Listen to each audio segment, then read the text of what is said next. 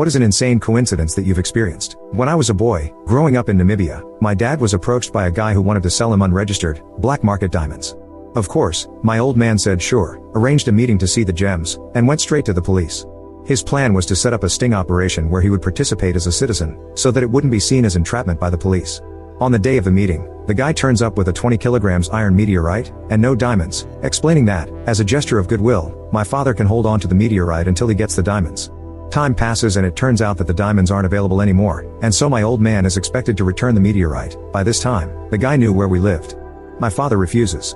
One day the guy turns up at our house with a very large man. The big guy takes one look at my father, and his eyes go wide. He starts talking really fast, shaking his head and backing away, saying something like, "There is no way I'm fighting this man, this is the strongest man I've ever seen," and said something about a car. My dad bends over and starts laughing. He is almost in tears. After the two leave, I ask him what happened. He explains to me that before I was born, I must have been about 13 years old at the time. He was in Lüderitz, a town about 684 kilometers away, when he witnessed a man running out of a building clutching a package, and people shouting in the building.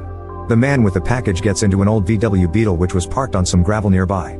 My dad grabbed the rear bumper of the Beetle, and took enough weight off the rear wheels so that on the loose gravel, the wheels spun, and the guy couldn't drive off, until the people from inside got there and rescued their package from the thief. Now here's the punchline. He remembered a young teenage African boy watching him do this with a look of total awe and disbelief on his face. This boy was to grow up to be a big guy, move to a city almost 700 kilometers away, and would one day be called in as muscle to get a meteorite back from some uncooperative old fart.